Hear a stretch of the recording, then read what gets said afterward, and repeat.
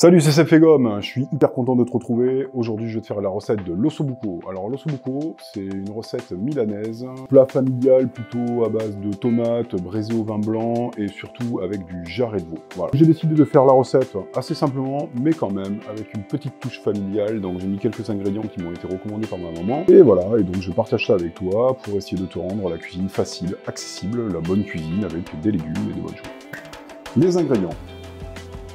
Au niveau des ingrédients, il va te falloir un jarret de veau. Non, on va aller jusqu'à 2 jarrets de veau. Parce que quand même, il en faut pour toute la famille. Hein. Il y a quand même 3 heures de cuisson, donc on va en faire une bonne quantité. Une bouteille de vin. Alors, une bouteille de vin, non. On va prendre 20 centilitres de vin à peu près. Moi, je prends du vin d'Alsace. Donc voilà, du vin compris entre 3 et 5 € la bouteille. Parce que quand même, bon, si tu mets du vin dégueulasse dans une sauce, normalement ta sauce va être dégueulasse. 4 anchois à l'huile d'olive. De la farine pour fariner tes jarrets, de la tomate. La tomate, tu as deux solutions. Soit tu fais du coulis de tomate toi-même, soit tu l'achètes en boîte. Là, j'ai voulu faire simple, donc j'ai acheté des tomates pelées au jus, c'est très bien, bio, elles sont très bonnes et impeccables. Un petit peu de persil, alors du persil plat, sachant que en fait dans le persil, il y a soit du persil plat, soit du persil frisé. Je te conseille d'utiliser du persil plat pour la cuisine et le frisé pour la déco. Du concentré de tomate, double. En général, ça ajoute un petit peu d'acidité. Moi, j'aime bien le reste. Un bouquet garni. Donc, soit tu achètes dans le commerce, soit tu prépares toi-même. Donc, une feuille de laurier, du thym que tu attaches ensemble. Un petit peu d'ail. Là, je mets 4 gousses parce qu'il y en a quand même pour 1,5 kg. Du gros sel. Gros sel, il en faut à peu près 20 grammes. Un petit peu de paprika, une vingtaine de grammes. Des zestes de citron. Et voilà. La préparation. Au niveau de la préparation, déjà, on va commencer par faire le persil. Donc, au niveau du persil, ce que tu as à faire, c'est assez simple. Hein. Tu l'effeuilles et tu le mets de côté. Voilà, on fait ça rapido et terminé. Au niveau de l'ail, donc de l'ail, la préparation elle est super rapide. Moi, j'utilise un grand couteau plat. Voilà, je coupe la queue de l'ail, tu l'écrases et ça te permet après de l'effilocher rapidement. Moi, je fais les 4 gousses de cette manière-là. Derrière, j'ai l'outil magique.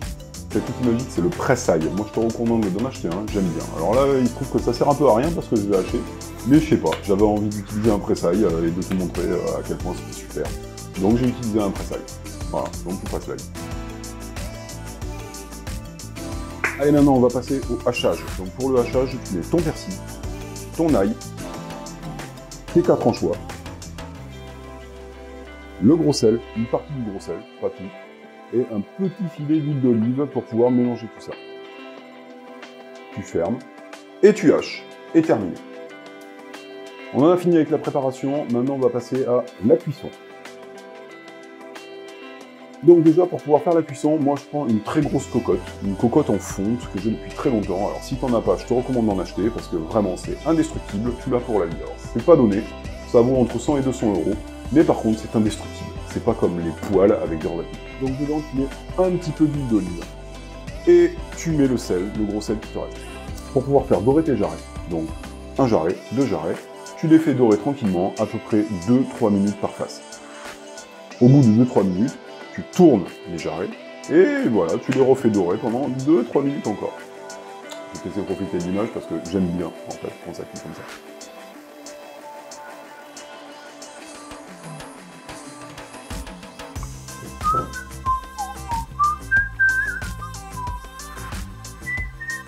Il faudra quand même que je pense à couper les trucs.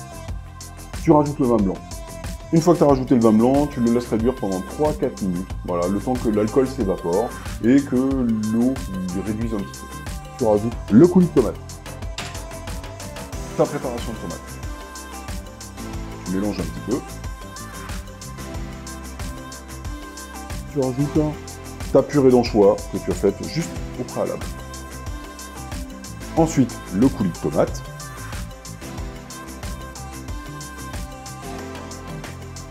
Le paprika, le petit bouquet garni, les zestes de citron,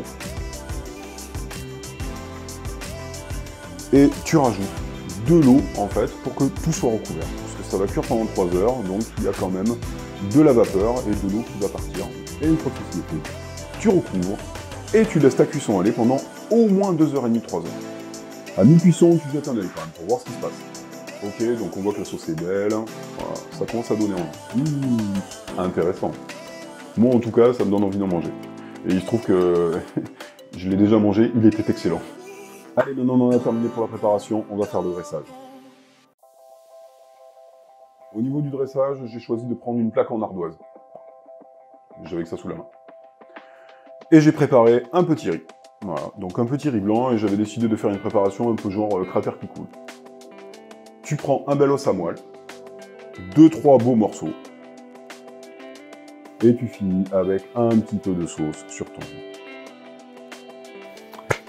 Voilà, l'ossobuco est terminé, j'espère que la recette t'a plu, j'espère que tu la réaliseras et qu'elle sera savoureuse pour toi. Moi, je ne l'ai pas faite pour n'importe qui, je l'ai faite pour mon amie Christelle, je lui avais promis que je lui en donnerais une partie, donc voilà, c'est chose faite.